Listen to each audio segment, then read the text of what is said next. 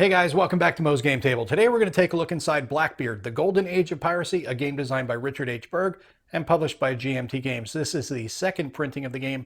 The first edition is the one that a lot of people say is actually better for solitaire play, and that's what I primarily got this game for, but figured second printing should still be good enough to play solitaire. Let's take a look at the back of the box and see what this game's all about. It says, Blackbeard, the Golden Age of Piracy lets you guide the fate of the pirates who sailed the seas in the late 17th and early 18th centuries. Each player takes the role of one or more pirates, attempting to become rich, notorious, and feared before, hopefully, retiring, and living off his spoils and his reputation. The targets for pirates are mostly merchant ships laden with valuable booty and passengers. The booty is for the taking. The hostages are useful for ransom or information. Taking the ships is the easy part, for the seas are treacherous. Pirates will find British warships, king's commissioners, and hostile port governors hindering their progress and threatening them with death. And then there are the events, some random, some nastily put in play by the opposing players, all of them providing their own sharp challenges. And you see some of the game counters and the cards here at the bottom and the map up on top. Game contents, 2 counter sheets, 1 map, combined rules and scenario book, 2 charts and tables, 110 playing cards, 3 6-sided die, and 10 pirate displays. It is rated as a 5 on the complexity scale and 8 on the solitaire suitability scale. So let's take a look inside and see what we get. So we get our rule book, our pirate displays, 2 counter sheets, player aid cards, our map, 3d6, pirate cards, and 2 decks of event cards. So let's set up the map and take a closer look at the game. And this is a look at the map that comes with Blackbeard, the Golden Age of Piracy. This is a heavy cardstock map. It's laying pretty flat out of the box on its own. Probably has to settle a little bit more, but starts off in the North Atlantic all the way down the eastern seaboard through the Caribbean, South America over to East Africa, and India are the port locations that you'll be dealing with. These are pirate ports. These are the different nationalities that control those ports. These are the port ratings, and these are the merchant boxes. And along top, you'll get the port key for the different countries and who owns which port. And then you have your victory points track there in the middle of the map. Here's a look at one of the pirate cards. There are 10 of them in the game.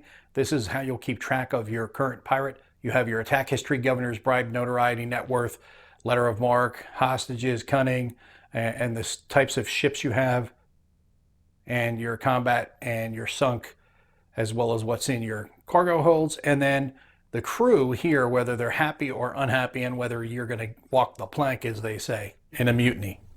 And here's a look at the counter sheets that come with the game. These are the admin counters that you'll be using on your pirate card. You see the attack history, governor's bribed, safe haven, crew loyalty, combat, debauchery and revelry, scurvy. And then you have some merchant vessels on this side, as well as other pirate vessels and pirates, and British vessels and British characters in the games, like Woodes Rogers. Then there's your letters of marque.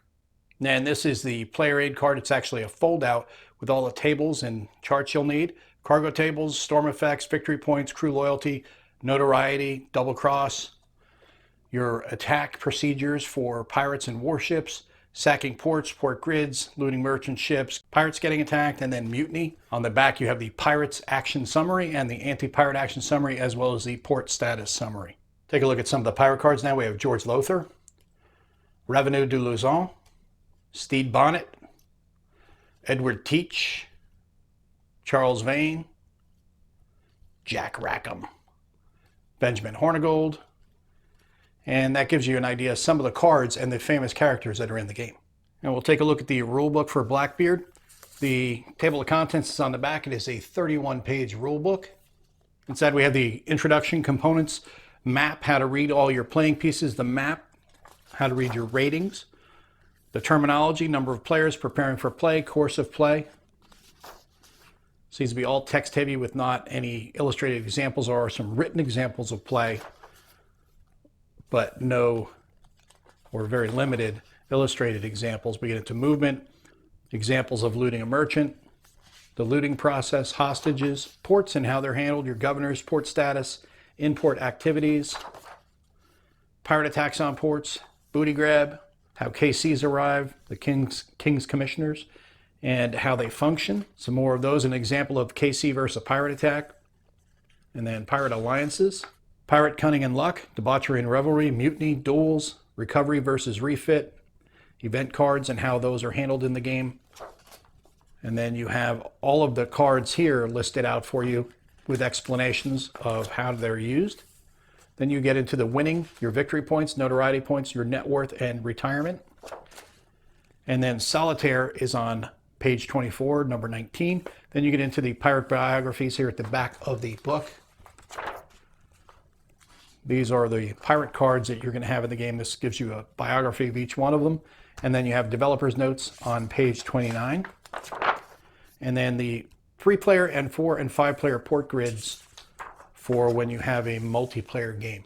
And that is a look at everything that comes inside of Blackbeard, the Golden Age of Piracy, a game designed by Richard H. Berg and published by GMT Games. This is a second printing and it's been out for quite a while. I picked it up generally on a whim because I, like most people I think, are fans of watching pirate shows and pirate movies. Black Sails is my favorite. So after seeing that, I was inspired to find a pirate game, and this is the one that wanted to check out because I've heard good things about it. Now, like I said before, some people think that the first edition is better than the second edition, but either way, it does have a solitaire component for the second, which I hope to check out and see if it satisfies my pirate urge. But if you've been curious about this game, I hope that helps you out. If you have any comments or questions, post them down below. Thanks for tuning in, guys. See you next time.